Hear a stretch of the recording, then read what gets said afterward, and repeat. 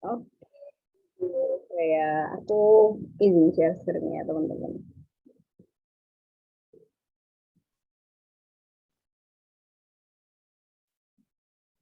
Oke, buat screen-nya udah kelihatan semuanya.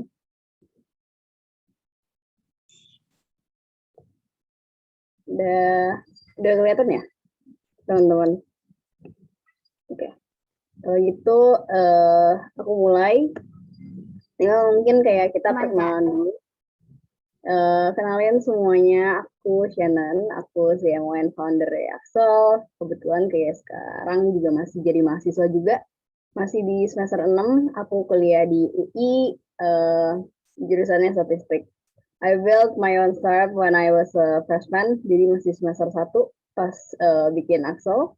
Atau yang, ya, jadi pas masih maba banget lah, kayak aku bikin startup aku. Dimana kayak aku membangun startup ini kayak di era pandemi dan berjalan singkat ini, dan kayak I think ya akhirnya jadilah Axel yang sekarang gitu. Di sisi lain ini ada beberapa kayak hal-hal yang pernah aku achieve, dimana kayak aku jadi Mapres Muda UI. Habis itu beberapa bulan yang lalu, di tahun lalu, aku kepilih untuk jadi top 50 women entrepreneur di Indonesia. Dan yang terakhirnya juga aku pernah kepilih buat jadi awardee dari Daily Social Accelerator Program.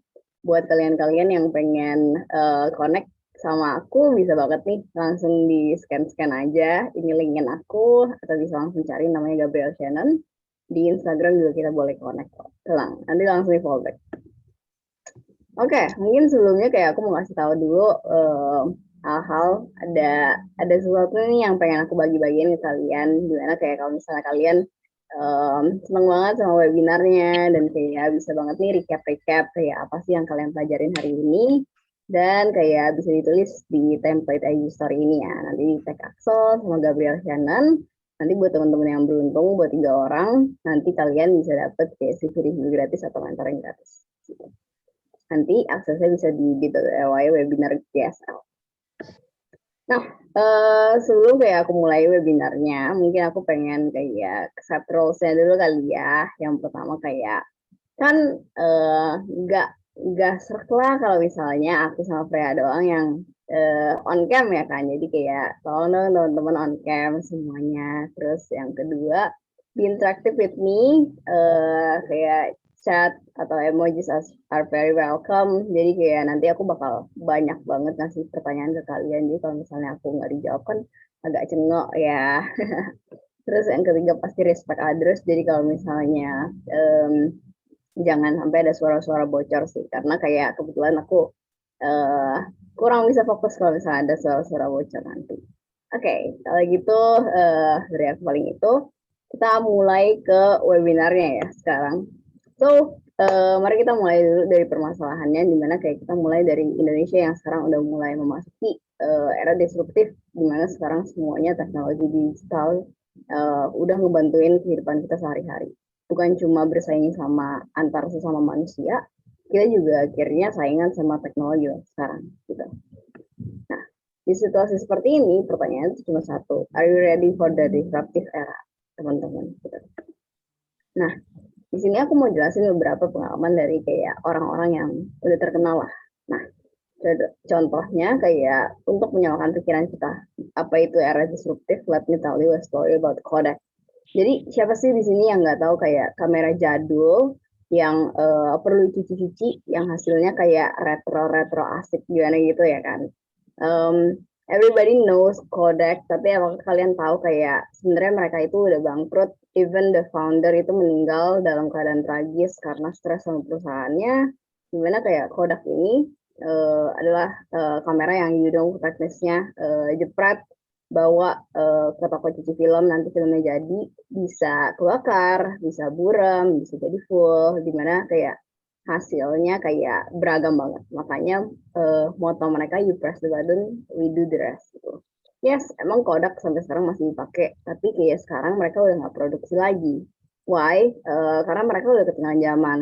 Dimana kayak, sorry, di saat kayak problem-problem seperti film kebakar itu muncul, atau kayak perjalanan yang jauh ke toko, Kodak stay at it is. Jadi kayak karena batu nggak mau ikutin needs dari orang-orang from time to time people leave it because it's inefficient gitu. Jadi kayak orang-orang lebih beralih ke kamera digital yang mereka bisa langsung cetak, gampang, mudah, terus nggak bakal kebakar filmnya dan lain-lain gitu. Nah, next is our favorite social media, TikTok. Siapa kira kayak yang dulu kayak ngatain teman-temannya kayak ih alay banget TikTok joget-joget. Sekarang kayak teman-temannya udah punya ratusan juta followers yang bikin akhirnya mereka kaya raya karena di endorse terus. Even siapa sih yang ngira saking boomnya TikTok kayak company-company itu start to open job vacant di role TikTok content creator. Why? Karena kayak sekarang TikTok udah jadi platform nomor satu dengan menjual produk, conversion rate-nya tinggi dan cepat. Di sisi lain, untuk perusahaan yang menargetkan user yang berusia 13 sampai 30 tahun, TikTok itu adalah perusahaan yang tepat untuk nargetin kayak orang-orang yang ada di sana gitu. Dalam kesimpulan, the trend speak itself to show what people and the world needs.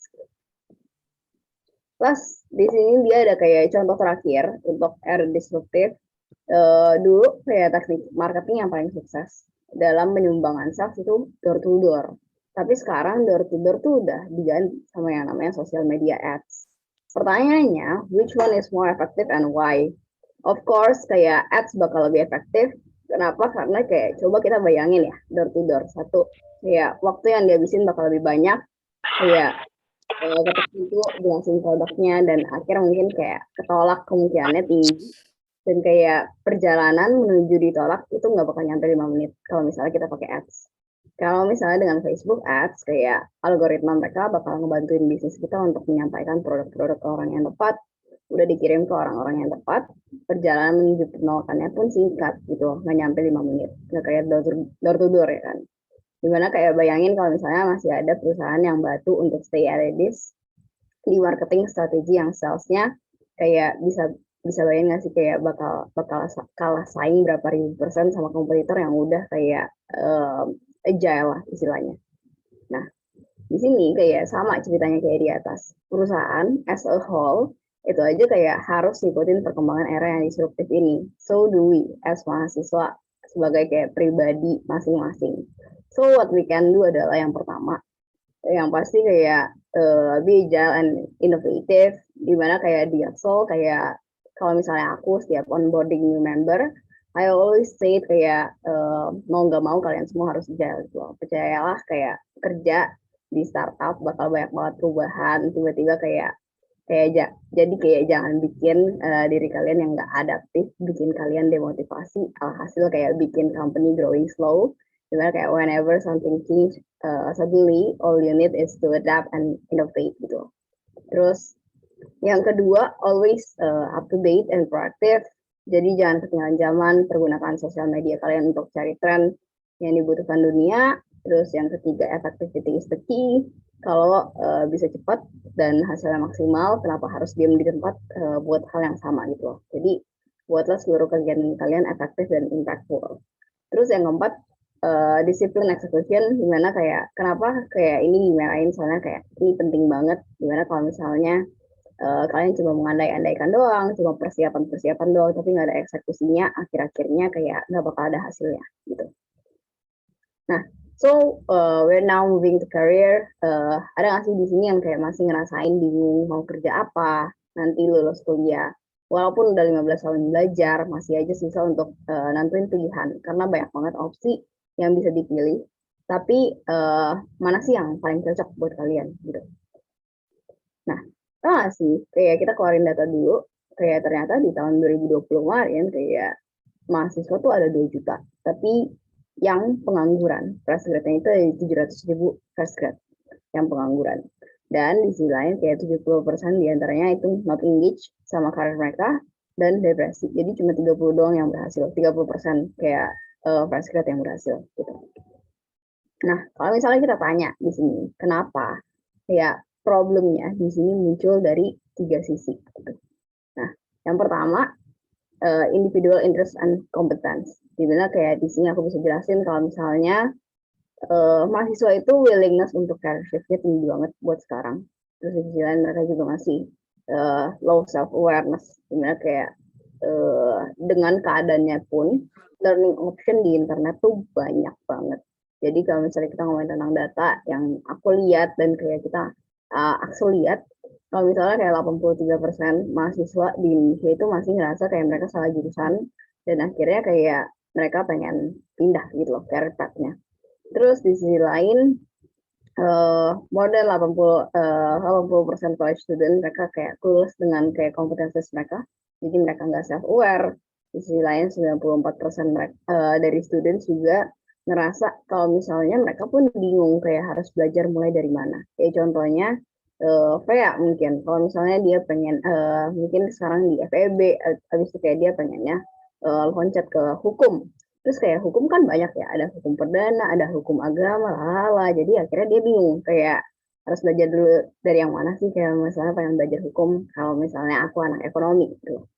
Terus yang kedua ada permasalahan di company and profession, di mana kayak mahasiswa itu masih lack of information about profession day to day gitu, di mana kayak yang di sini aku bisa jelasin adalah mahasiswa masih belum tahu nih kayak kira-kira apa sih sebenarnya day to day job desk kalau misalnya jadi seorang lawyer misalnya, atau day to day job desk sebagai marketers gitu.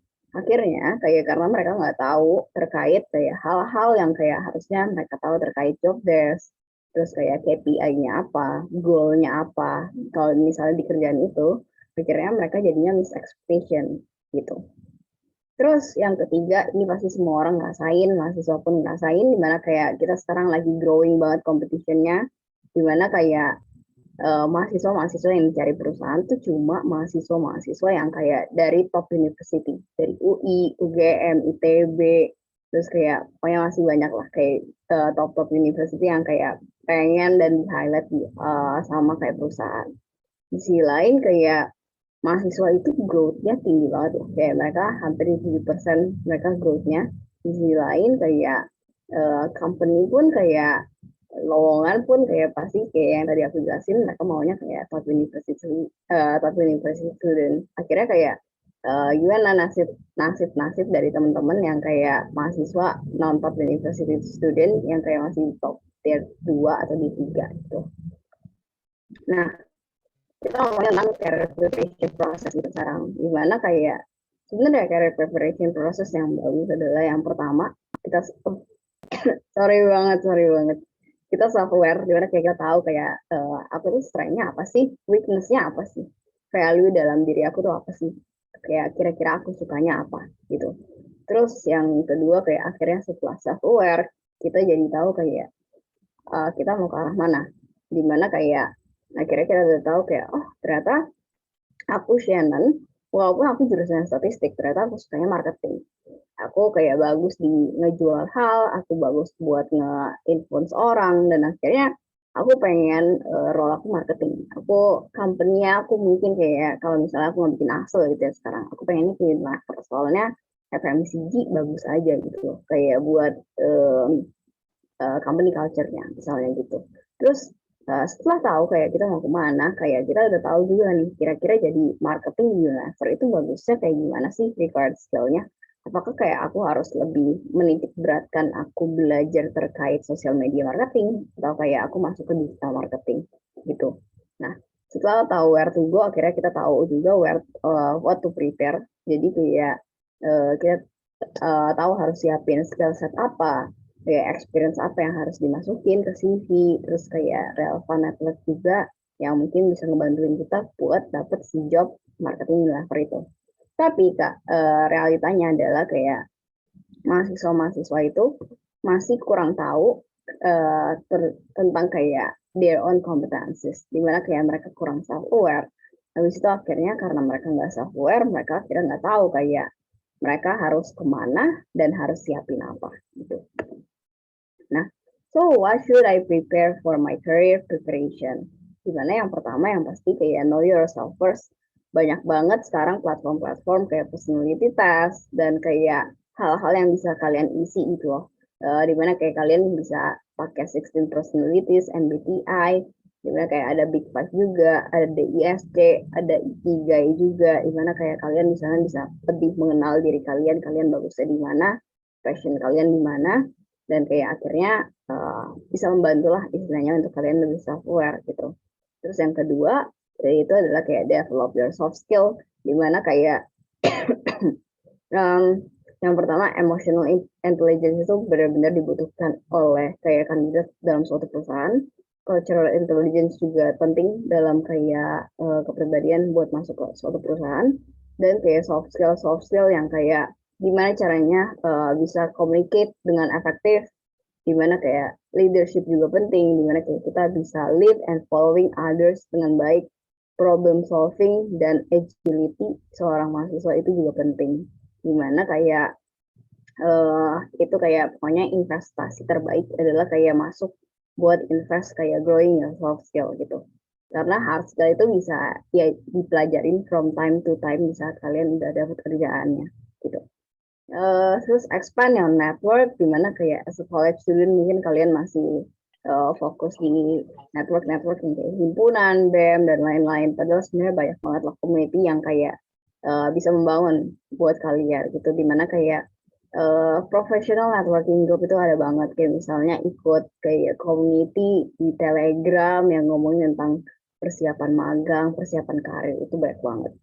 Terus yang terakhir ada find a mentor, dimana kayak kalian bisa banget nih nyari-nyari mentor yang kayak bisa ngebantuin kalian untuk kayak memperkenalkan lebih lanjut career environment yang kayak kalian impikan itu kayak gimana. Kayak misalnya kayak tadi, misalnya pengen marketing Unilever, ya udah cari aja marketers Unilever yang bisa ngebantuin kamu untuk mempersiapkan kayak career preparation kamu gitu. Nah, kita masuk sekarang ke CV tips, dimana kayak CV tips tuh sebenarnya kayak aku coba siapin kayak satu slide ini doang. Sebenarnya kayak ada slide yang banyak, cuma kalau misalnya aku masukin ke sini, nanti presentasinya jadi banyak banget gitu. Jadi aku jelasin secara singkat aja, dimana kayak CV yang benar-benar harus diperhatikan, yang pasti buat sekarang kita harus EPS friendly. EPS friendly itu gimana sih bentukannya? EPS friendly itu contoh CV yang kayak aku nih, hitam putih, terus rapi, udah cukup gitu.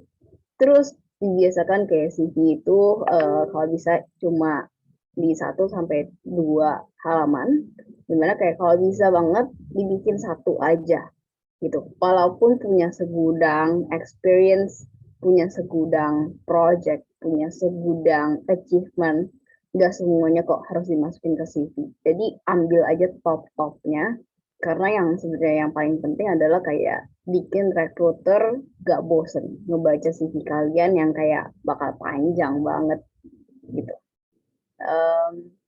Terus pakai professional font yang pasti, entah itu Times New Roman, Calibri, Arial, atau Georgia. Kalau misalnya kalian mau bikin manual lewat Word. Tapi kalau misalnya kalian nggak mau bikin manual, pakai axel.co.id aja. Gitu ya. Terus yang pasti easy to read juga. Terus jangan pakai grafik-grafikan, nggak pakai gambar-gambaran, jangan over design. Sebenarnya kalau misalnya kalian kayak apply CV buat professional work, kayak kalian bisa pakai hal-hal yang kayak gini. Tapi kalau misalnya di industri kreatif, kalian boleh bikin CV yang pakai desain-desain atau pakai warna-warna. Tapi kayak buat lawyer, marketing, produk, tech gitu-gitu, kalian usahakan pakai CV yang ETS friendly aja gitu. Terus jangan dibikin 2 kolom CV-nya, jadi bagi 2 kayak kertas ulangan gitu. Karena kayak bakal aneh aja sih, itu bukan format CV aja gitu. Dimana kayak di sini kelihatan nggak ya kayak CV aku dengan jelas, harusnya sih lumayan kelihatan ya. Kayak di sini CV itu kebagi jadi 5 bagian, dimana kayak 6 bagian, dimana kayak di sini awal-awalnya kayak kita yang pasti kayak ngomongin tentang kayak uh, informasi kontak-kontak kita, dimana kayak nama, IN, terus itu kayak nomor telepon sama email itu pasti harus dimasukin. Terus summary itu yang kayak kalian bisa jelasin lah secara singkat kamu itu orangnya gimana. Kayak passion aku di marketing, aku udah pernah growth kayak eh, growth perusahaan di tempat aku magang itu sampai 200%, terus kayak monthly revenue-nya di 57%, jelasin tentang diri kamu di summary gitu. Terus experience itu kayak kalian bisa masukin experience magang kalian, experience organisasi kalian, yang pasti harus kayak pakai angka-angka. Jadi kayak mungkin kayak ini aku di Axel, I led kayak 250 lebih intern for the past 8 months. Habis itu aku acquired 300 community partners and 200 brand ambassadors, seperti itu. Jadi kayak kita mainnya pakai angka, pakai persentase, karena kalau misalnya kalian jelasin job desk kalian lewat kalimat kayak biasa-biasa aja, orang juga tinggal Google aja kayak kerjaan divisi marketing itu apa sih, kerjaan divisi produk itu apa sih. Jadi kayak di CV itu kalian lebih nunjukin impact yang udah kalian bawa itu kayak gimana gitu. Terus next ya buat education, kalian bisa masukin juga kayak kalian itu GPI-nya berapa, dari universitas mana, jurusan mana, dan kayak kira-kira kalian punya achievement nggak di academic buat di university. Misalnya kamu pernah menang this is plan, tapi dari tingkat universitas, atau kayak kalian pernah masuk ke MAPRES atau pemilihan apalah dari universitas gitu. Jadi bisa dimasukin achievement pun di education juga. Terus sisanya kayak di projects itu isinya kayak kalian pernah kepilih jadi apa sih, kalian pernah menang lomba apa sih, kalian pernah bikin suatu inovasi atau kayak project apa sih, itu dijelasin di sana aja. Walaupun project pasti banyak ya buat jadi mahasiswa, tapi ya pokoknya jangan sampai kalau misalnya bisa dibikin padat satu halaman, dibikin pada satu halaman dan kayak diseleksi aja kayak mana yang paling kamu banggakan buat experience-nya gitu. Nah, di sini aku mau ngomongin tentang recruitment red flags nih. Jadi kayak buat kalau tadi CV, di sini aku mau jelasin lebih ke interview atau kayak lebih ke personality orang-orang yang lebih cari perusahaan gitu. sorry banget ya, aku dari kemarin batuk-batuk gara-gara kayak kemarin aku makan basreng kebanyakan. Habis itu kayak oke, aku lanjutin ya. Jadi rekrutmen red flags sebenarnya banyak banget, dan menurut aku ini hal paling penting di webinar ini sih, dimana kayak banyak banget orang kayak recruiters bahkan aku sendiri juga ngerasain, karena kayak for almost 3 years I've been kayak interviewing a lot of kayak mahasiswa, banyak banget mahasiswa yang udah aku interview, dan kayak aku kayak as a recruiter pun kayak yang nge-interview mahasiswa dalam 2 menit aku bisa tahu kayak dia kandidat yang cocok atau enggak. Jadi mulai dari perkenalan pun kayak aku bisa lihat kayak, oh ini calon kandidat yang kayak bagus buat jadi tim member aku. Oh ini bukan calon kandidat yang kayak jelek buat kandidat aku gitu. Nah, di sini kita ngomongin tentang attitude. Dimana kayak attitude itu banyak banget yang bisa aku jabarin. Yang pertama kayak desperation. Desperation tuh apa sih maksudnya, Sian? Desperation yang dimaksud adalah kayak orang-orang yang kayak desperate banget buat dapet job itu. Dimana kayak dia bakal kayak, oh aku bisa kok ngerjain ini. Oh semuanya bisa kok aku kerjain. Oh semuanya kayak bakal aman aja kok sama aku. Jadi dia nggak bisa nolak apapun, pokoknya dia desperate banget sehingga kayak dia kayak mentoxic kayak semua hal yang kayak dia kudu lakukan. Padahal kayak sebenarnya yang kita butuhkan adalah kayak orang-orang yang bisa speak up buat kayak eh, kak aku nggak bisa buat kerja ini karena bla bla bla. Jadi kayak speak up itu penting juga gitu. Terus over enthusiasm, dimana kayak mungkin kayak kalau misalnya udah pernah kayak ngecat LinkedIn, terus kayak pakai baju kayak yang ada logo Axel, itu kayak udah over enthusiasm banget. Jadi kayak di normal aja kalau misalnya lagi kayak interview atau kayak lagi dalam proses rekrutmen gitu. Terus yang ketiga, being late itu very red flag. Jadi kalau misalnya datang ke interview atau datang ke FGD atau datang ke manapun dalam proses rekrutmen, being late itu udah kayak pengurangan poin, dimana kayak orang udah kayak recruiter sudah pasti kayak ngeliat kayak ini kayak masih awal-awal aja udah telat gitu kan. Nanti gimana kalau misalnya ada meeting, ada hal-hal yang penting yang butuh kehadiran dia. Kalau misalnya telat, ya udah berarti dia bukan orang yang terbaik aja gitu. Terus bragging about the job hunting process, jadi kayak complaining kayak aduh kak kayak job hunting tuh bisa banget lalala aku dari kemarin udah ketawa-ketawa terus which kayak kita nggak butuh gitu kayak cerita-cerita yang kayak gitu. Terus checking phone atau clock repeatedly itu kayak pas juga atau kayak bahkan makan pas interview.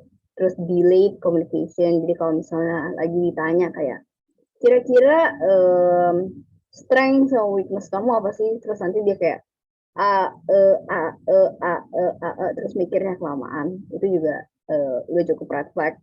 Habis itu arogan arogan itu kayak hal-hal yang kayak cukup red flag, cuma kayak gimana ya, kayak orang-orang tuh pasti ngebanggain diri mereka kan, cuma kayak jangan berlebihan aja sih sebenarnya kalau misalnya lagi interview gitu. Terus excuses jangan kayak kasih alasan karena kayak all we need is kayak talk down communication yang kayak langsung dikasih tahu, bukan kayak berkelok-kelok dulu baru kita ngerti kayak poin yang kamu dapetin apa gitu. Terus rote answer itu hal yang kayak udah refleks banget yang pasti buat kita, gimana kayak jangan pernah ya kalian kayak nulis interview kalau misalnya kayak udah tertemplate gitu loh jawabannya. Kayak apalagi yang kalau misalnya lagi interview habis itu kelihatan matanya jelilitan ke bawah buat kayak bahkan sesimpel memperkenalkan diri aja. Jadi kayak halo kak, nama aku Gabriel Shannon, lalalala, aku kayak dulu jadi CEO Axel, sekarang kayak lagi pengen nyari kayak kesibukan lain di bidang marketing. Terus kayak matanya kelihatan banget ke bawah lagi baca teks gitu. Jadi itu jangan pernah kalian lakukan. Kalau misalnya kalian pengen interview ya udah kayak dilancarin aja dengan latihan di kaca atau kayak di record pakai kamera, melihat kayak gimana sih ekspresi kalian, gimana sih kalian kayak ngejawab pertanyaan-pertanyaan yang bakal kayak dikasih sama recruiters gitu. Terus overly emosional itu juga nggak baik. Terus lack of career goals itu juga kurang baik. Terus inability to take feedback, dimana kayak kamu nggak bisa terima feedback, nggak bisa dikasih masukan, dan kayak akhirnya, well kayak yang bisa kita pikir adalah feedback kayak pasti time to growth ya kan, dimana kayak misalnya feedback itu adalah salah satu step untuk kalian growth. Tapi kalau misalnya kalian nggak bisa terima itu ya kayak gimana gitu loh. Terus lack of interest dan yang pasti kayak complaining about their previous employers. Jadi kayak bulitin perusahaan yang sebelumnya itu bukan hal yang baik gitu loh. Bukan kayak bakal merasa recruiters di perusahaan yang lagi mau rekrut kamu kayak, oh iya kayak, oh gitu ya, kayak ternyata di perusahaan sebelah. Enggak, kayak itu adalah hal yang kayak kurang baik aja, karena kayak kita jadinya mikir, nanti kalau misalnya kamu keluar dari perusahaan kita, kamu bakal ini juga gitu. Nah, so kayak kita udah ngomongin tentang career preparation, kita udah ngomongin tentang tips-tipsnya lewat kayak CV atau kayak recruitment reflex yang tadi aku jelasin. Sekarang kita ngomongin tentang solusinya gitu kayak kali ya. Kayak jadi kayak mungkin aku mau perkenalkan Axel sedikit. Jadi kayak Axel adalah suatu platform dimana kayak kita mau nge-connect kayak mahasiswa-mahasiswa dengan para employers yang membutuhkan. Dimana kayak kita juga help university student and fresh grad untuk start and accelerate their career. Sebenarnya kayak kita sekarang udah jalan kurang lebih di 8 bulan dan kayak kita udah membantu kurang lebih di 200.000 mahasiswa gitu. Sebenarnya kayak kita sekarang punya 3 produk andalan kita, di mana kayak kita punya yang namanya CV Builder and ATS Checker, di mana kayak mahasiswa itu bisa bikin CV langsung nih, nggak perlu kayak yang tadi aku jelasin kayak bikin ketik dari Word langsung atau lah. Kalian bisa langsung bikin CV yang ATS friendly di website Axel gitu. Terus kayak setelah kalian bikin CV-nya di website Axel, kalian juga bisa nih ngecek kayak kira-kira hal yang udah aku tulis di CV aku itu masuk dan kebaca nggak sih sama mesin ATS. Jadi kayak misalnya kalian kayak masukin skill kalian sebagai digital marketing, kalian bikin ads, terus kayak CTR-nya berapa, CAC-nya berapa gitu-gitu, kebaca atau enggak sebenarnya sama mesin ATS. Nanti itu bisa kalian masukin CV kalian ke ATS Checker kita dan lihat kayak, oh ternyata di CV aku ada hal yang kayak udah aku tulis tapi belum kebaca. Kira-kira aku harus nulisnya kayak gimana lagi ya? Itu maka nanti bakal kebaca sama ATS Checker kita. Tuh. Terus kayak yang tadi aku bilang, mahasiswa itu harus punya mentor. Jadi di sini kita kayak sediain layanan yang namanya career mentoring. Jadi buat mahasiswa yang pengen tahu lebih lanjut kayak day-to-day job kayak seorang marketing kayak gimana, jadi software engineer di suatu saat itu kayak gimana, terus kayak jadi tim produk UI UX di suatu FMCG atau sesuatu itu kayak gimana, kalian bisa cari mentor-mentornya di Axel. Terus yang ketiga, virtual experience program. Jadi ini apa sih virtual experience program? Virtual experience program adalah kayak program yang baru aja launching, gimana kayak mahasiswa itu bisa langsung ngerasain sebenarnya day-to-day job. Jadi seorang marketing kayak gimana, jadi seorang tech itu kayak gimana, dan kayak itu bakal dibimbing sama mentor-mentor yang kayak ini programnya berbasis dengan praktek. Jadi kayak kalian bakal 10% cuma kayak dengerin pembelajaran, 20% konsultasi, 70% itu lebih ke prakteknya gitu. Nanti kayak kalian bakal dapat sertifikasi sama penilaian dari mentor-mentornya atas kayak assessment kalian gitu.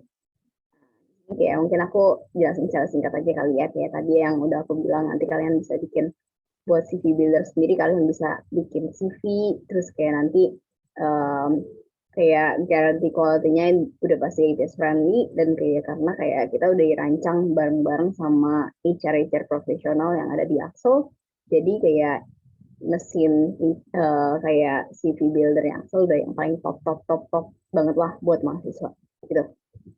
Terus career mentoring juga kayak ini value proposition-nya dimana kayak kalian bisa ngomongin apa aja sama mentor-mentor kita, terus kayak mentor kita yang pasti udah high demand juga, dimana kayak various background, dan kayak mahasiswa-mahasiswa pun udah kenal sama mentor-mentor yang kayak ya yang ada di Axel pasti, soalnya mereka kayak mentor-mentor terkenal yang sering webinar-webinar tentang hal itu juga gitu. Terus ini sih virtual learning experience, dimana kayak yang tadi aku bilang, 70% bakal lebih ke project, 30% lebih ke belajarnya gitu. Dan nanti kayak kalian pun punya kesempatan buat connect sama potential employers, karena di sini kalian bakal punya assessment kan.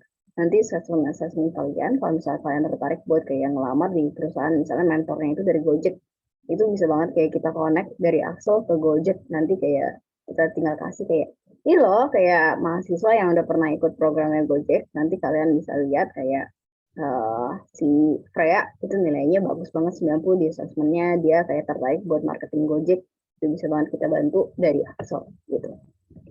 Nah, terakhir banget nih kayak sebelum kayak aku menutup webinar aku hari ini kayak what if I fail gitu. Gimana kalau misalnya aku udah ketolak berkali, aku udah siapin semuanya, aku udah capek banget, kayak aku harus apa?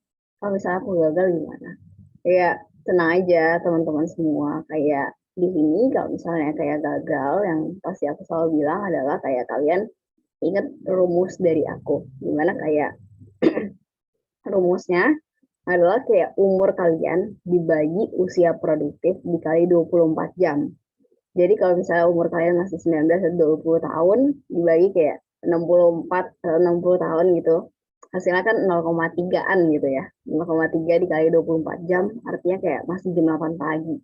Jadi kalau misalnya kalian itu masih di umur-umur sekarang ini, misalnya kalian masih jam 8 pagi gitu, kalian masih punya 16 jam buat menutup hari, which kayak itu masih panjang banget kayak waktunya. Dan kayak jam 8 pagi kan masih pagi ya, orang kayak sekarang baru melek, baru kayak mau sarapan atau baru mau mandi kali.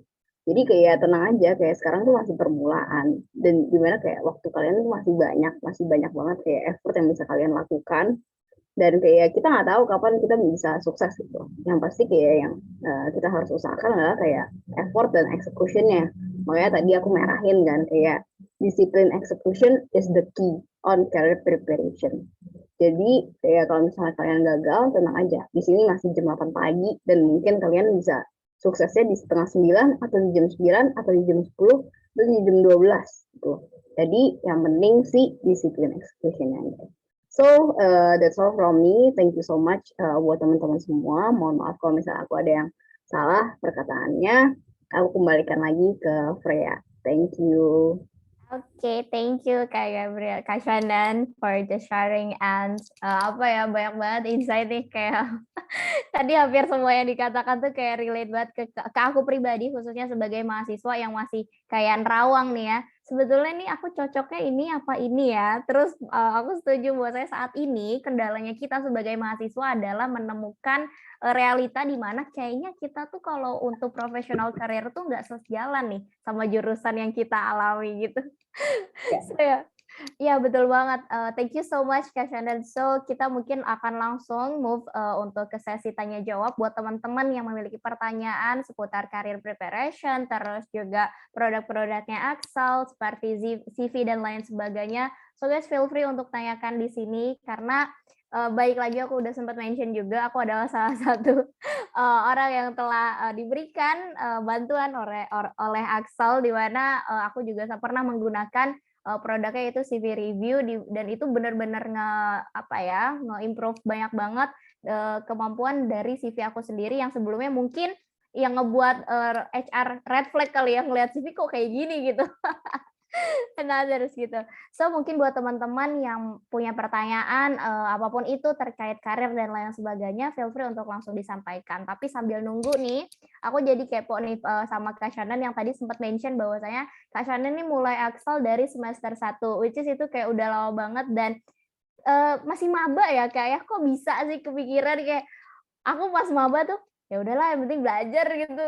Tapi Kak Syahdu nih udah mikirin gimana caranya untuk bisa berkontribusi, untuk bisa memberikan manfaat, dampak positif khususnya buat generasi muda. So, what's your goals dan juga apa yang Kakak pikirkan saat itu sampai saat ini kayak ngebuat Axel dan terus continue sampai sekarang gitu. Oke. Buat itu ya. Oke. Kalau dari aku sendiri, aku tuh masuk ke si 83% mahasiswa yang merasa salah jurusan. Jadi kayak yang tadi aku bilang tuh jurusan statistik kan. Nah, di situ kayak aku ngerasa kayak dari semester pertama aku pun udah ngerasa kayak aduh kayak salah jurusan ini tapi kayak nggak memungkinkan banget buat pindah kan. Kayak males banget kayak belajar lagi ya udahlah di statistik aja. Cuma kira-kira aku kayak ngeliat aja kayak kira-kira apa ya sebenarnya passion aku kayak pengennya di mana ya sebenarnya ternyata aku lebih sukanya di bisnis gitu apalagi startup. Nah dari situ kayak aku ngeliat nih kayak kira-kira apa ya yang bisa aku bangun kalau misalnya aku suka passionnya bisnis gitu. Dan ternyata kayak aku ngeliat sebagai mahasiswa sendiri ternyata kayak banyak banget problem yang kayak bisa aku bantu dari sisi mahasiswa karena aku mahasiswa juga kan.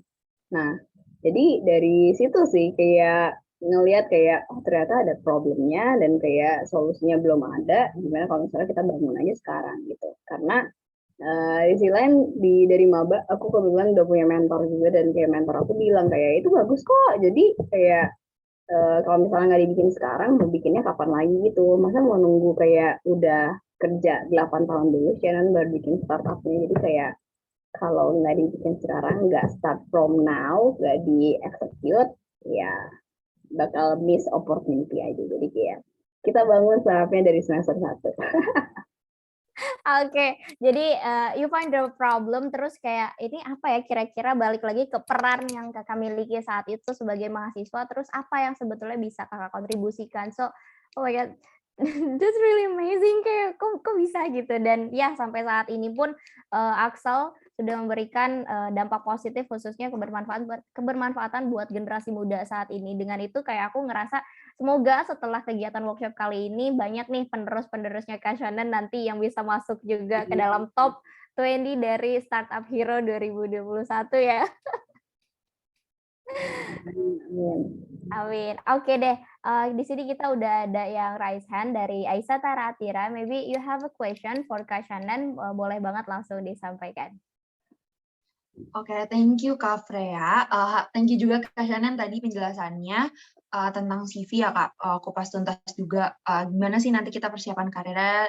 Terus mungkin ada satu pertanyaan dari aku nih Kak. Mungkin ada mahasiswa-mahasiswa lain juga banyak bertanya, khususnya teman-teman aku. Kayak menurut Kakak gitu, apakah penting gitu kita punya banyak pengalaman gitu dan kita cantumkan di organisasi atau kita punya satu pengalaman yang emang benar-benar tuh kayak wow banget gitu, prestige gitu. Itu tuh lebih penting yang mana dan menurut Kakak sendiri apa yang lebih baik tuh kita naruh organisasi banyak kayak gitu, atau pengalaman kayak volunteering yang banyak itu di CV, atau emang kita tuh ada satu di misalkan magang di satu tempat, tapi itu tuh benar-benar berdampak banget. Itu sih Kak menurut aku. Pertanyaan aku. Terima kasih banyak Kak, semoga dijawab. Oke, thank Oke, you. Mungkin boleh Kak Shonan untuk langsung jawab. boleh. Oke. Thank you banget Aisyah buat pertanyaannya. Pertanyaannya bagus banget. Yang pasti kayak ini, pasti kayak teman-teman mahasiswa pasti pada bingung juga. Yang pasti kalau misalnya aku kayak bisa saranin adalah kayak kalian, kayak yang tadi aku bilang, kayak CV itu kan kalau bisa dibikin satu halaman. Jadi kayak kalau misal kalian punya segudang pengalaman, kayak kan nggak bakal muat ya di CV-nya. Dan kayak yang tadi aku bilang, kayak pasti pilih aja satu pengalaman yang benar-benar kalian bisa banggakan banget lah. Yang kayak sekali orang lihat tuh bisa langsung kayak, oh ini anaknya bagus nih, kayak oh anaknya memberikan impact nih ke perusahaannya.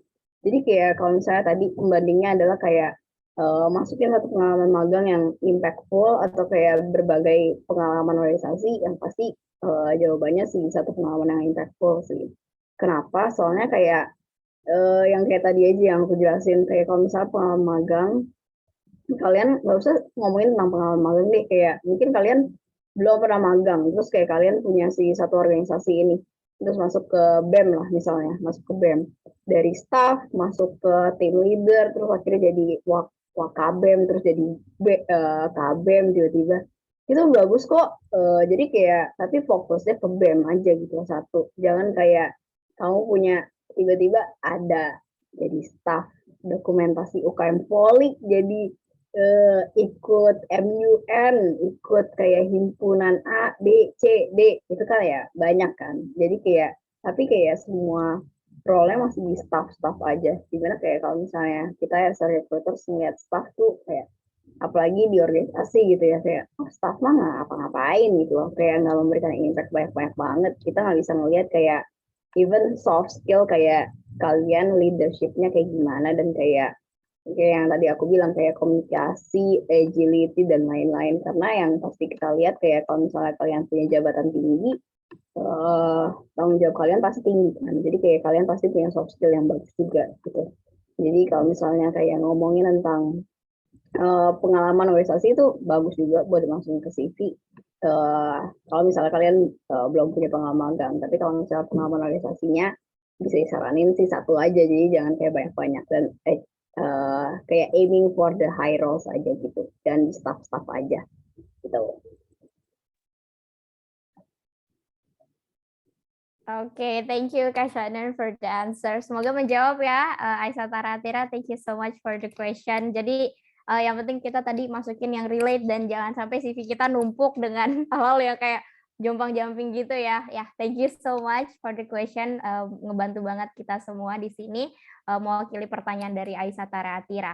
Nah, mungkin sebelum move to the next question, aku izin menginfokan bahwa saya tadi ada salah satu topik menarik juga yang disampaikan oleh Kak Shannon, teman-teman, yaitu mengenai root problem dari career preparation yang dimulai dari sebetulnya kita tuh nggak tahu gitu, kita tuh sekarang lagi di tahap mana, terus mungkin dari bingung kayak sebetulnya goal kita itu seperti apa, bagaimana cara ngeset goals dan lain sebagainya. So, don't worry teman-teman, selain dengan Axel yang punya produk yaitu CV review dan juga CV BLD, kita juga izin menginformasikan bahwasanya The New Institute pada bulan Maret nanti akan mengadakan sebuah program bernama Career Kompas, di mana itu merupakan program bootcamp selama 7 minggu berturut-turut yang membahas mengenai kurikulum terkait career preparation yang dimulai dari life mapping dan juga goal setting, terus juga akan dilanjutkan terkait ya tadi preparation CV, terus juga interview flow dan lain sebagainya. So if you guys interested,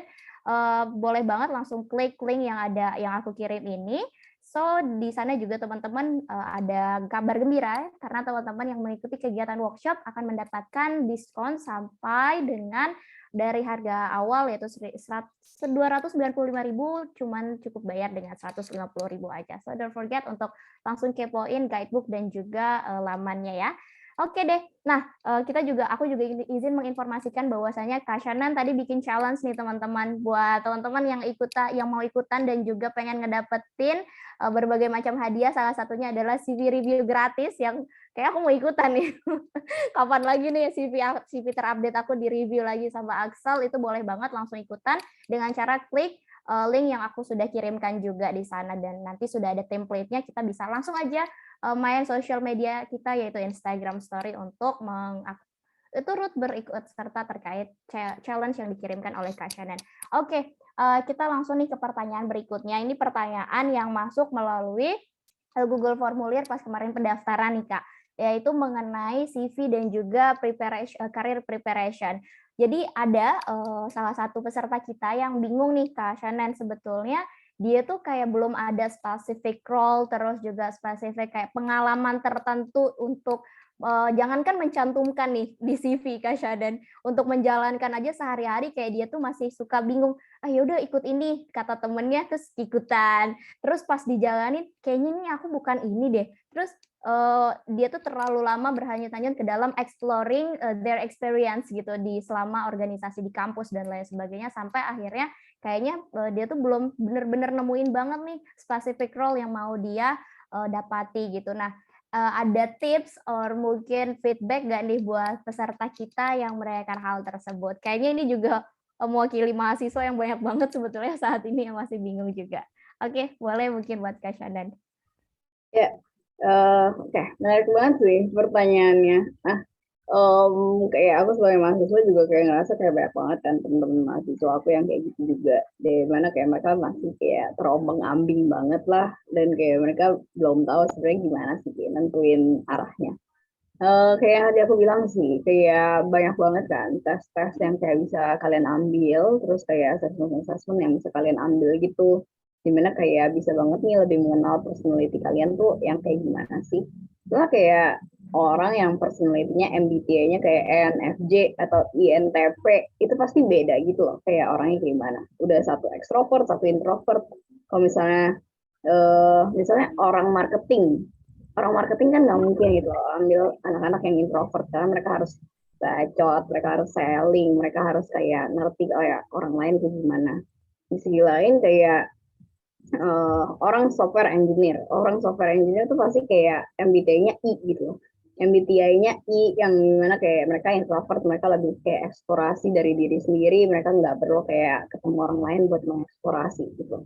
Itu sih, jadi kayak coba ikutin tes-tes personalitas, dimana kayak personalitas tuh bisa banget membantu kayak sebenarnya kalian jadi lebih tahu kayak oh kalian tuh orang yang kayak gimana sih, kalian kayak introvert extrovert atau kayak intuitif atau kayak lalala, atau kayak kalian orangnya lebih ke feeling atau lebih ke thinking, jadi kayak itu kalian bisa lebih tahu kayak kalian orangnya kayak gimana. Terus banyak banget assessment yang kayak bisa kalian isi-isi juga.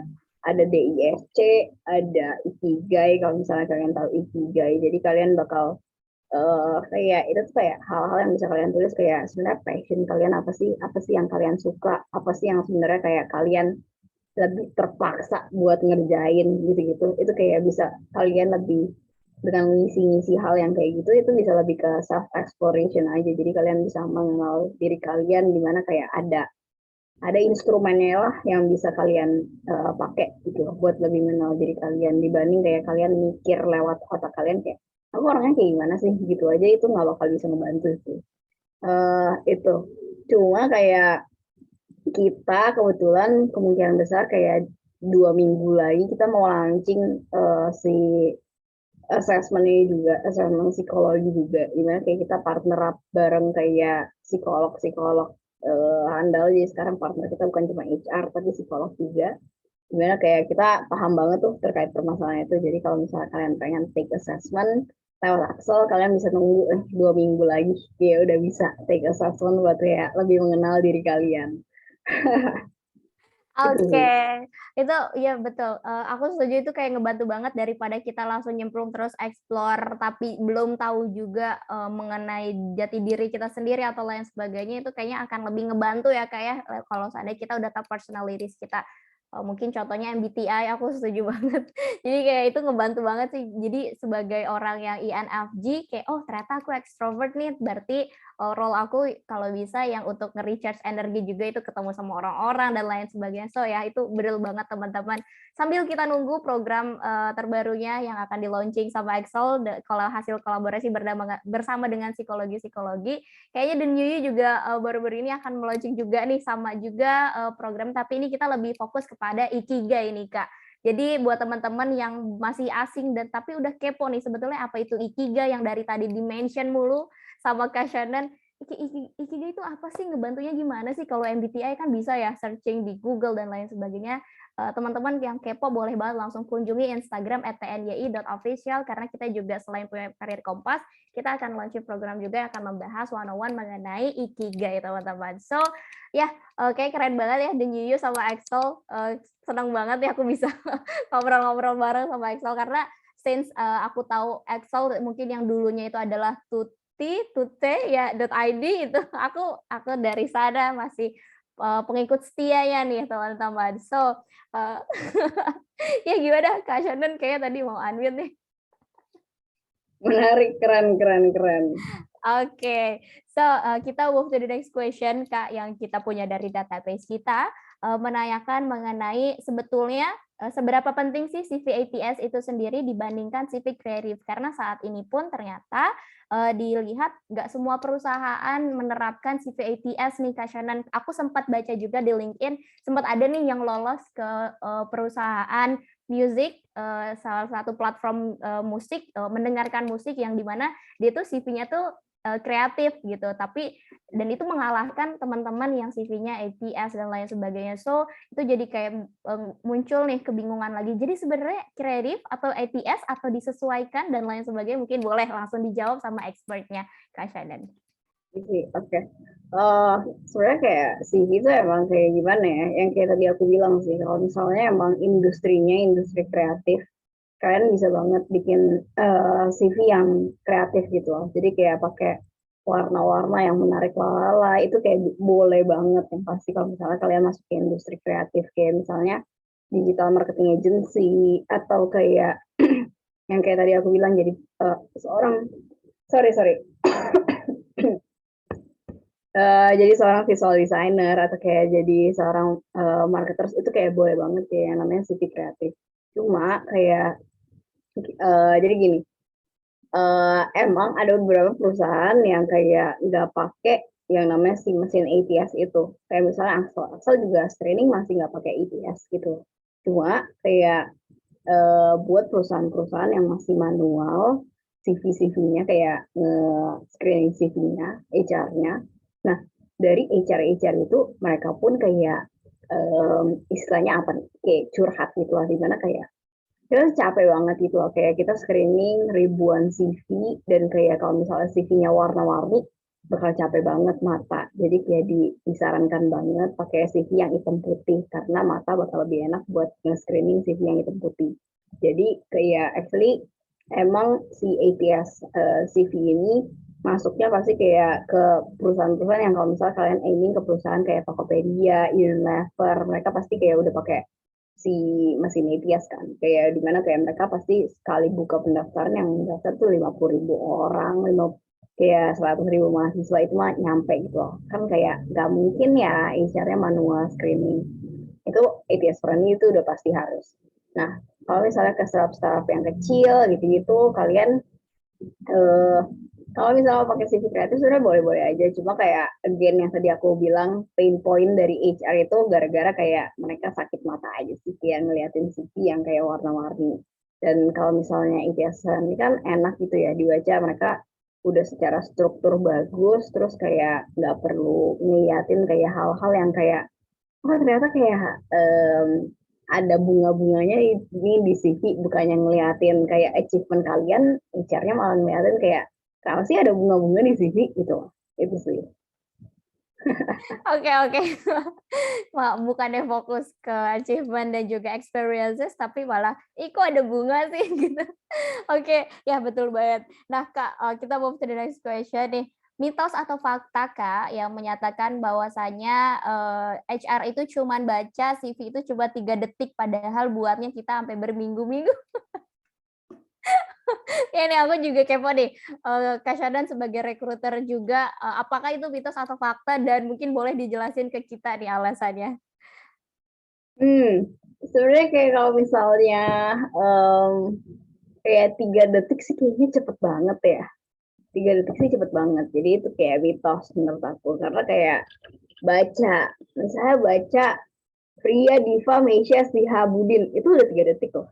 Kayak nggak mungkin kan. Jadi kayak, tapi kalau misalnya baca screening CV itu cepet. Ibarat kayak mungkin kayak 1 menit tuh cukup gitu buat screening CV. Gimana kayak, oh mungkin nggak nyampe 1 menit sih. Kayak kita bisa kayak skimming aja kayak ngelihat kayak, oh ternyata kayak pengalamannya nggak nyambung. Terus kayak, oh CV-nya kayak bagus, CV-nya jelek, itu kayak bisa banget kayak ngelihat. Karena again kayak tadi, kayak yang daftar, bahkan di Axel aja, Axel itu masih manual kan buat screening CV. Kalau kita buka pendaftaran, mungkin Unilever tuh ada 50.000 pendaftar, tapi kalau misalnya Axel sekali buka pendaftaran tuh masih di 10.000 lah buat mahasiswa. Nah, screening 10.000 mahasiswa kan udah capek ya. Bahkan kayak di 1.000 pertama tuh udah capek gitu. Jadi kayak kita screening pasti kayak langsung lihat aja kayak, oh ini anaknya kayak mau di marketing, terus kayak kita langsung lihat aja experience-nya kayak gimana, kayak oh dia experience-nya ternyata di sosial media marketing, digital marketingnya bagus dan lain-lain, jadi kayak kita udah bisa ngeliat gitu.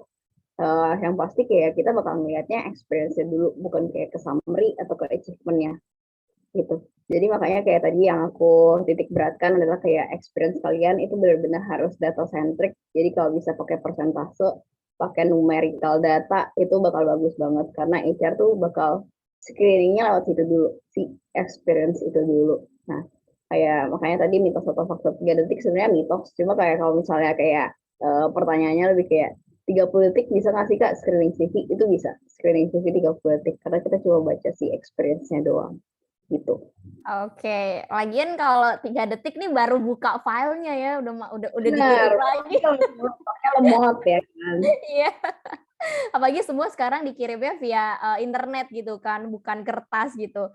Baru buka belum nge-lag laptopnya udah beberapa detik. Oke, thank you Syada semoga menjawab juga untuk yang menanyakan dari Kak Pundi. So, question di Kak.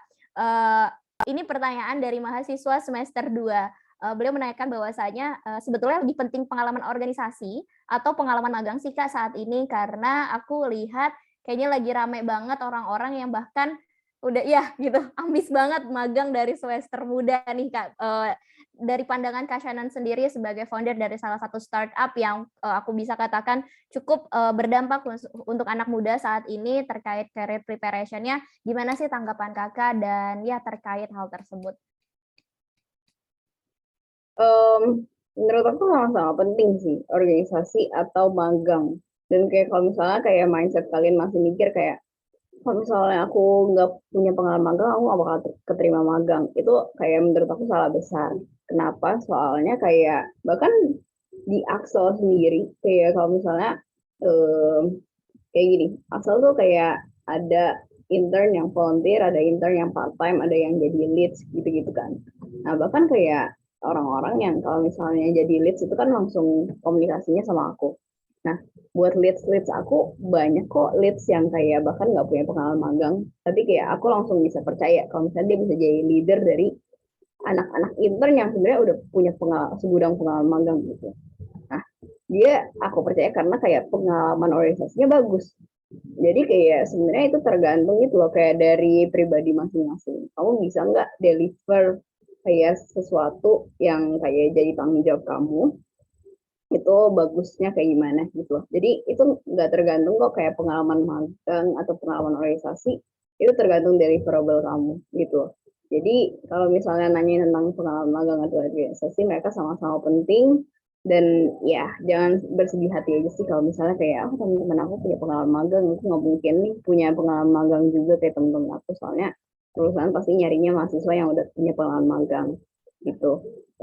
Jadi kalau misalnya kalian yang tadi aku bilang kalau misalnya masuk ke organisasi, coba cari high role karena high role itu kayak kita bisa ngeliat kayak oh, ini anak punya punya pengalaman tanggung jawabnya tinggi gitu loh. Sebagai ketua, saya sebagai tim leader, dan yang pasti mereka udah punya kayak, jadi ketua tuh pasti punya banyak banget problems kan, jadi pasti problem solving mereka bagus. Gitu-gitu sih. Jadi kayak kalau misalnya kita hanya kayak intern yang masih kayak kerjaannya cuma fotokopi, bikinin teh, lah, ya kita juga nggak mau gitu loh terima. Yang pasti kita maunya kayak mendingan kita terima tim leader dari suatu organisasi dibanding kayak mahasiswa yang kayak udah punya segala pengalaman intern tapi kerjanya cuma fotokopi atau kayak cuma nge-email partnership gitu sih. Jadi tergantung deliverables orang-orang aja sebenarnya. Oke, jadi tergantung gimana sih sebetulnya kita bahkan baik organisasi maupun magang, apa yang kita lakukan, bagaimana kontribusi kita dan lain sebagainya, itu really depends. So guys, no worries kalau seandainya kalian masih jadi anak organisasi, tadi bisa nih ikutin kata tipsnya Kak Shannon untuk high role. Nah, buat teman-teman yang belum tahu atau mungkin bingung apa itu high role, misalkan teman-teman jadi staff nih sebelumnya, terus mungkin bisa mengajukan diri apply menjadi tim leader atau manajer dan ya mungkin BOD dan lain sebagainya. Itu adalah istilah dari salah satu organisasi yang cukup besar juga di Indonesia saat ini kalau teman-teman, dan mungkin sama juga nih Kak, hampir berhubungan dengan pertanyaan berikutnya. Kalau dari Kak Shannon sendiri, ada nggak sih beberapa list organization yang mumpuni atau mungkin sekiranya bagus untuk kita ikuti sebagai mahasiswa COVID saat ini gitu? Aku kurang paham ini kenapa sebutnya mahasiswa COVID ya Ibu ya. Oke, mungkin ada nggak nih dari Kak Shannon? Itu jujur kalau misalnya aku bisa saranin satu kayak organisasi. Jadi aku tuh dulu kayak sebelum bikin Axel ini, aku anaknya organisasi banget. Dulu maba aku ikut 5 organisasi kan. Cuma kayak setelah bikin Axel udah nggak ikut sama sekali. Nah, dulu kayak aku ketemu sama partner aku buat bikin Axel itu bahkan dari organisasi juga, namanya Isaac. Nah, Isaac itu kayak ada di banyak universitas lah, ada di banyak daerah juga. Jadi ada Isaac Surabaya, ada Isaac Bandung, ada Isaac UI, ada Isaac Kasmul, pokoknya tersebar banget lah. Dimana kayak menurut aku Isaac tuh organisasi bagus banget sih. Kenapa? Soalnya kalian kayak udah align banget sama yang namanya kayak urusan-urusan di professional work gitu loh. Jadi kayak kalian bakal banyak banget belajar kalau misalnya kayak kalian pengen finance mereka tuh udah ngikutin standar profesional banget. Jadi kayak bahkan company pun udah tahu kalau misalnya anak keluaran Isaac tuh pasti udah bisa kerja. Terus kayak selain Isaac yang bisa aku saranin kayak ikut-ikut yang kayak student katalis, student XCEO, terus kayak kalau bisa ikut XLFL award itu bagus juga tuh, XLFL award. Terus kayak Genbi juga bagus, kayak itu scholarship ya, tapi kayak kalau misalnya organisasi itu tergantung sih, kalian kan kayak pasti punya passion masing-masing ya, bisa kayak passionnya bisnis, tapi masuk ke organisasi yang entrepreneurship, kalian passionnya consulting bisa masuk ke share UI, share UGM, kayak itu mereka open juga buat organisasi di luar UI gitu juga masuk. Gitu sih. Jadi kayak Isaac, terus kayak student katalis gitu, student XCU itu bisa banget dimasukin buat mahasiswa angkatan COVID. Oke, itu buat semua mahasiswa ya sebetulnya ya. Ya, tapi kebetulan mungkin ini dari Kak mahasiswa COVID dan belum menginjakan kaki di perkuliahan di kampus maksudnya, sama kayak aku. Tenang aja Net, kamu nggak sendiri, aku juga kok. Oke, so kita move to the next question nih Kak Shannon. Ini menarik pertanyaannya. Aku penasaran siapa sih role model Kak Shannon terkait persiapan karir, dan sebetulnya goals Kakak dalam beberapa tahun ke depan bersama dengan Axel itu apa? Apakah ada spesifik tertentu bisa memberikan dampak lebih kepada generasi muda atau lain sebagainya? Pertanyaan ini dari Putri. Oke, menarik banget. Mungkin bisa nih Kak Shannon sekalian sharing juga ke kita, siapa tahu bisa memberikan atau nge-charge lagi semangat kita untuk semakin bisa memberikan dampak positif. Oke. Kalau role model sebenarnya, aduh kalau misalnya role model tuh aku bingung sih kalau misalnya role model persiapan karir ya.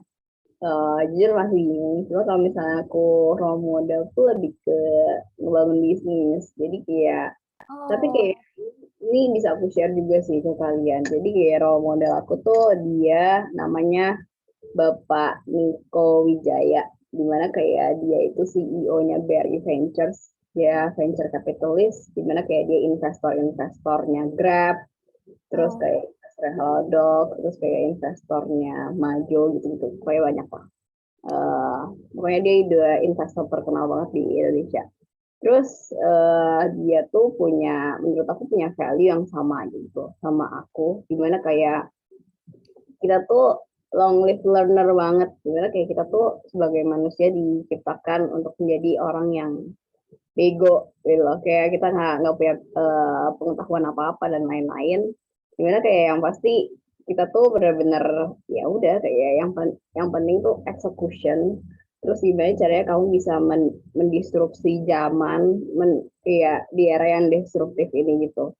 Gimana kayak agility itu penting banget. Nah, kayak di sini sih kayak aku ngeliat kayak oh my god kayak benar banget gitu kita tuh diciptakan untuk kayak belajar bukan diciptakan untuk kayak sukses tapi kayak sukses yang kayak kita achieve sendiri gitu jadi kalau misalnya kayak bisa aku share ke kalian ya itu one of a very good mindset sih gitu.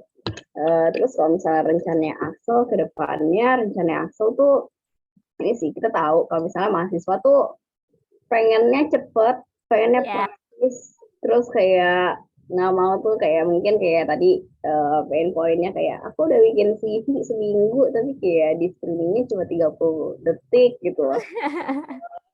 Hasilnya gimana nggak jelas banget gitu kan. Kayak kita tahu lah mahasiswa tuh pengennya low effort tapi big impact.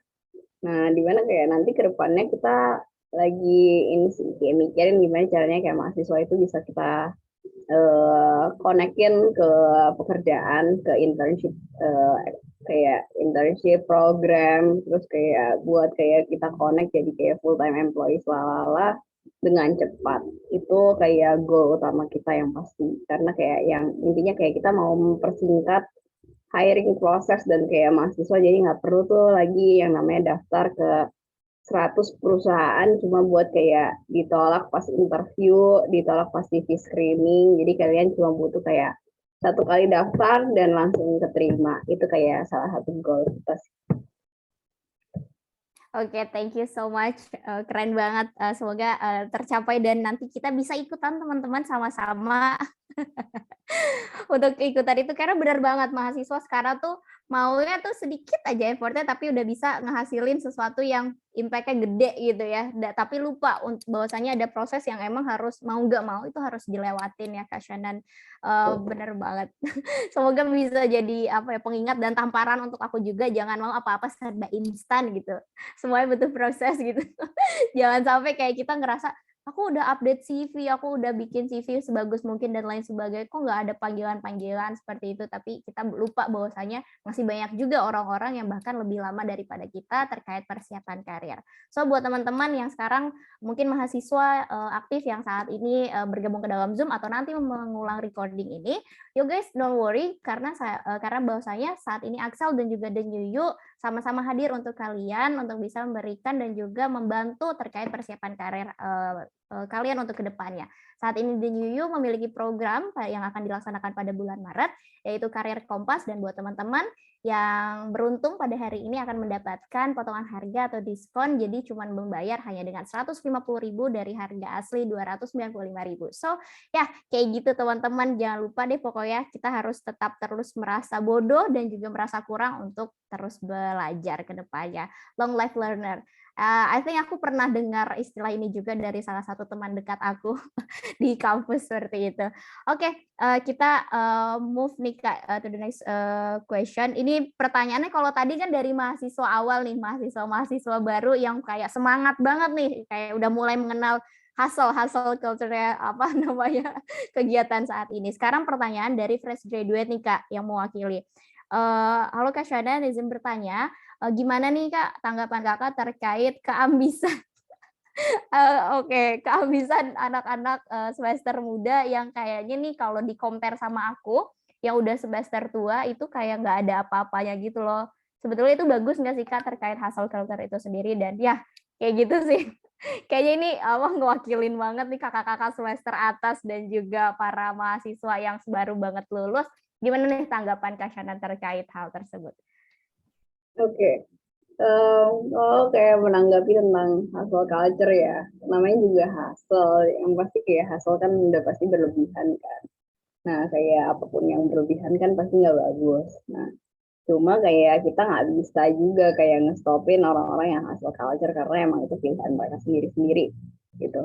Cuma ya itu sih kayak yang tadi aku bilang kayak sekarang tuh lagi growing banget competitionnya. Dimana kayak kita emang harus agile aja sama keadaan di era yang kayak disruptif. Ya. Mungkin dulu kayak oke, dulu emang cuma anak semester 5, 6, 7, 8 yang bisa magang. Dulu kayak anak semester 1, 2, 3, 4 kerjanya organisasi aja dulu, belum magang. Tapi kayak sekarang gara-gara era COVID ini kayak maba-maba pun udah bisa magang gitu kan. Nah, kayak itu suatu keadaan yang nggak bisa kita kayak kayak demoin gitu loh, kayak mahasiswa baru nggak bisa magang, nggak bisa gitu. Cuma ya dengan era yang saya sekarang ini disruptif banget, jadi kayak kita yang harus hijau aja. Coba dipikir aja gimana caranya kayak bisa tetap menang nih lawan si mahasiswa-mahasiswa baru. Dimana kayak ya kalau misalnya kita ngomongin tentang career preparation sendiri, orang pasti punya jalannya masing-masing kan. Cuma kalau misalnya semester 5, 6, 7, 8 itu sih sama sebenarnya career preparation tuh sama step by stepnya di mana kayak harus self aware, tahu kayak harus ke arah mana, harus akhirnya tahu juga apa yang harus di prepare. Nah, kayak dengan ngikutin easy step itu menurut aku semua orang tuh bisa-bisa aja akhirnya kayak mencapai kayak karir yang mereka impikan gitu. Karena apalagi kayak di saat kalian punya support system yang bagus kayak dari mentor-mentor yang bisa membimbing kalian, itu bakal aman-aman aja kok. Jadi yang pasti tenang aja, asal tuh juga tahu kayak permasalahan di setiap angkatan gitu ya. Jadi kayak kita tetap memberikan solusi buat tiap angkatan kok gitu. Dan kayak yang tadi aku bilang sih kayak berdasarkan data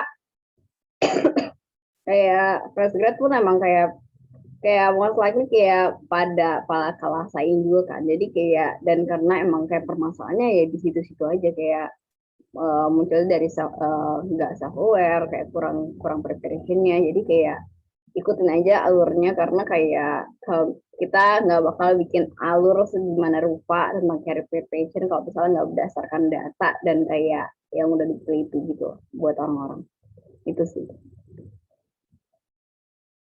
Oke, thank you Kak Shannon. Jadi kita kayak nggak bisa untuk memberhentikan itu semua karena ya itu yang terjadi gitu. Tapi yang bisa kita lakukan mungkin adalah menyesuaikan apa namanya semakin majunya dan juga cepatnya pertumbuhan yang saat ini. Oke deh, thank you so much. Mungkin ini akan jadi pertanyaan terakhir Kak Shannon. Ini perwakilan dari salah satu anak magang juga nih yang sekarang ini kayaknya aktif juga mengikuti kegiatan magang di salah satu startup di Indonesia saat ini. Izin bertanya untuk Shannon, menanyakan terkait apa sih sebetulnya value yang harus kita terapkan ketika kita ingin mendaftarkan satu pekerjaan baru dan juga jadi kayak ini dia tuh mau nentuin kita tuh mau daftar apa dan lain sebagainya, cara nge-set value itu seperti apa karena ketika mengikuti kegiatan workshop atau webinar lain sebagaimanapun dan juga mendapatkan onboarding dari atasannya selalu dikasih arahan untuk menetapkan value. Nah, maksud dari value dan juga cara menetapkan value ini tuh seperti apa sih? Dan ya, gimana cara untuk menerapkannya dan lain sebagainya. Itu. Oke. Kalau ngomongin tentang value ya, sebenarnya kan value itu kayak punya diri masing-masing aja sih. Kayak sebenarnya gimana caranya kamu kayak memvalue hidup kamu dalam diri kamu gitu. Kalau misalnya kayak belum tahu value-nya apa, coba lebih di-explore aja sih. Kayak misalnya kalau misalnya dari aku sih sesimpel kayak value itu apa yang bikin kamu bahagia, aman, tenang dalam kayak melakukan suatu pekerjaan gitu. Jadi kayak kalau misalnya kayak sebenarnya yang bikin aku aman, tenang, happy dalam kayak melakukan suatu pekerjaan itu adalah growth. Dimana kalau misalnya growth itu kayak eh kayak gini. Kalau misalnya aku share dari value aku ya, value aku itu beneran growth kan. Jadi kayak yang aku pikirin adalah kayak aku nggak apa-apa kayak misalnya di dalam suatu pekerjaan kayak gagal, suatu pekerjaan kayak ada masalah, tapi kayak di situ aku melihat kayak oh di sini kayak aku pun dengan adanya permasalahan ini aku growing gitu, aku membantu diri aku menjadi lebih baik karena kalau misalnya nggak ada masalah kan nggak ada growth gitu kan. Nah di sisi lain aku juga punya value dimana kayak growth itu kayak not always everyday 100% growth, tapi kayak setiap hari itu 1% growth aja itu cukup gitu loh. Karena apa? Kalau misalnya kayak kita sehari 100% yang pasti kita capek kan. Itu hasil culture banget tuh. Jadi kayak 1% cukup karena kayak 1% per hari itu nggak bakal nge-pressure diri kita yang pasti. Tapi growth-nya tetap dapat. Kenapa 1% itu cukup? Karena kalau misalnya kayak 1% 1% itu akhirnya kalau misalnya 1 tahun kalian jalanin itu bakal jadi kayak 13.000 bla bla bla bla persen, karena kayak 1% growth per hari itu kayak pasti gede banget kayak impactnya akhir-akhirnya. Di saat kayak kalau misalnya kayak 100% growth sehari terus kayak besokannya kayak mundur kayak nggak growing, kayak akhirnya kayak jelek gitu pasti persentase akhirnya karena di gitu. Nah itu sih, jadi sebenarnya kayak value itu kembali lagi kepada kayak diri kamu tuh kayak senengnya gimana sih, bakal happy-nya gimana sih kalau misalnya ngerjain kerjaan gitu. So, mungkin kayak kalau misalnya dulu aku pernah nanya kayak gimana value dulu dalam menjalani hidup gitu. Terus kayak dia jawabnya kayak sesimpel kayak ngebantuin orang lain sih, Shen. Kayak sesimpel ngebantuin orang lain tuh udah bikin gue seneng banget. Jadi kalau misalnya gue bisa ngebantu tim leader gue ngerjain kerjaan itu gue udah seneng. Jadi kayak kembali ke pribadi masing-masing itu sebenarnya value, kayak balik ke apa yang kayak kamu suka, kamu cinta dan kayak nyaman, riset kayak kamu ngerjain hal yang kayak kamu suka gitu sih. Oke, thank you so much. Jadi value setiap orang itu berbeda-beda dan tergantung apa yang sebetulnya ngebuat kita enjoy dan juga apa yang menjadi tujuan kita. Tadi aku suka banget nih value yang tadi sempat disampaikan oleh Kak Shannon terkait growth yang kayak nggak harus dalam satu hari langsung 100%, tapi yang at least 1% setiap harinya. Dan juga aku juga suka value yang disampaikan oleh teman kakak yang ya apa namanya, selagi bisa membantu itu udah cukup menyenangkan untuk dia, karena balik lagi ya, apapun peran yang kita jalani saat ini adalah bisa bermanfaat itu atau bisa menjadi hal positif itu ketika bisa membantu orang lain gitu. Oke, thank you so much Kak Shannon for the answer, that's really amazing. So mungkin kita selanjutnya mau langsung aja foto bersama, tapi sambil nunggu teman-teman mungkin kalau ada yang mau ikutan foto nih kapan lagi kita foto bareng sama founder dan juga CMO-nya Axel. Aku di sini kayak sedang banget, and it's really such an honor for me untuk jadi moderatornya Kak Shannon pada hari Sabtu yang dimana orang-orang harusnya tuh kayak istirahat ya, lagi liburan, lagi weekend, atau mungkin lagi prepare nanti malam minggu mau kemana nih. Tapi teman-teman ikutan kegiatan workshop bareng sama Kak Shannon di sini. Oke, mungkin untuk sesi fotonya aku akan mulai di sini. Buat teman-teman yang mau join ikutan foto juga boleh banget menyalakan kameranya. Oke. Sepertinya kita tunggu Kak Shannon. Alright, aku hitung dalam hitungan 3. 1, 2, 3. Oke, satu kali lagi. 1, 2, 3. Alright, so this is the last. Kak Shannon, ada nggak sih pesan atau motivasi atau kalimat apapun untuk kita semua, para generasi muda atau mungkin mahasiswa aktif dan juga fresh graduate terkait preparation karir yang ingin kakak sampaikan supaya kita bisa ingat dan juga take note nih sama-sama di sini.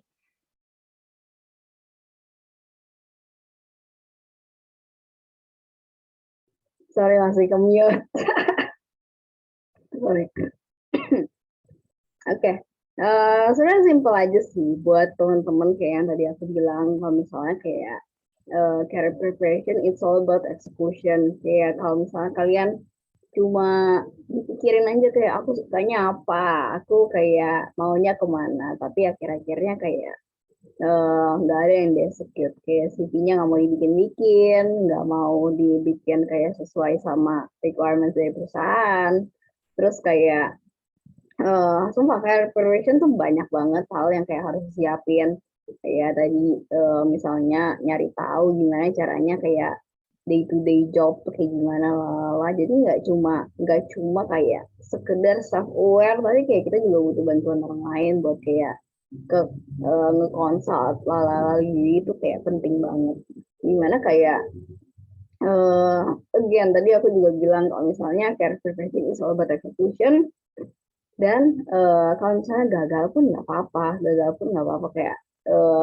kayak aku yakin banget kayak di sini tuh masih banyak kayak mahasiswa yang ketolak magang, ketolak kayak kerjaan dan lalalala.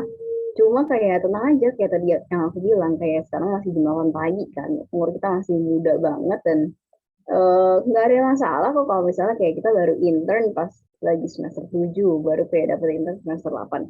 Nggak ada masalah, yang penting kayak selama kita kayak tetap ngembangin diri kita, selama kita tetap ngembangin diri kita buat kayak jadi valuable, deliverable-nya juga bagus, emang aja kayak bakal ada kok kayak orang yang akhirnya bisa ngeliat kayak what's your value, kayak worth kalian tuh kayak gimana gitu sih. Jadi kayak tenang aja, jangan takut gagal karena kayak kegagalan tuh part of kesuksesan. Oke, kegagalan itu adalah part of kesuksesan, jadi jangan takut gagal teman-teman semua. Jadi apapun itu kalian juga kalau lagi butuh career preparation, please jangan sendirian, dan juga karena saat ini banyak banget nih mentor-mentor yang siap untuk ngebantu dan juga nge-guide kalian semua terkait career preparation itu sendiri. So thank you so much Kak Shannon for sharing. Semoga ilmu yang disampaikannya bisa bermanfaat untuk kita semua dan bisa kita sama-sama langsung implementasikan ke dalam kehidupan nyata kita nih setelah ini. Makasih banyak ya Kak, semoga sukses dan terus lancar untuk menjalankan aktivitas dan segala urusannya. See you next time. Oke, bye-bye Kak Shannon. Hai, thank you semuanya. Good luck ya. Oke, thank you Kak. Oke deh teman-teman semuanya, sebelum menutup acara pada hari ini aku izin kembali mengingatkan bahwasanya buat teman-teman yang ingin mendapatkan e-certificate setelah menghadiri kegiatan ini boleh banget langsung menuju link yang aku kirimkan di bawah. Dan tak lupa pula dan juga tak lelah aku ucapkan terima kasih kepada teman-teman semua yang sudah gabung, dan aku juga izin mengingatkan bahwasanya The New Institute pada bulan Maret nanti akan membuat program yaitu Karir Kompas, di mana teman-teman bisa mengikuti kegiatan bootcamp selama 7 minggu berturut-turut yang akan dihadiri oleh coach, mentor, dan juga expert terkait career preparation from A to Z. Jadi buat teman-teman yang pada hari ini mengikuti kegiatan workshop, beruntung banget nih karena akan mendapatkan special diskon dari harga Rp295.000, teman-teman bisa hanya daftar dengan Rp150.000. Buat yang mau tahu mengenai Karir Kompas, itu seperti apa dan lain sebagainya, boleh banget langsung klik link yang udah aku kirimkan juga. Dan buat yang mau tahu gimana sih cara daftarin untuk apply diskon dan lain sebagainya, boleh banget langsung menghubungi customer service yang menghubungi teman-teman semua melalui WhatsApp. Oke deh, itu dia teman-teman kegiatan workshop kita pada hari Sabtu pagi ini. Semoga apa yang telah disampaikan dan apa yang telah kita dapatkan dari Kak Shannon dapat bermanfaat untuk kita semua dan bisa sama-sama langsung kita praktekkan nih. Oke semuanya, terima kasih banyak. Saya Frey selaku moderator pada kesempatan kali ini undur diri dan mohon maaf apabila ada kesalahan ataupun kekurangan. See you semuanya, happy weekend.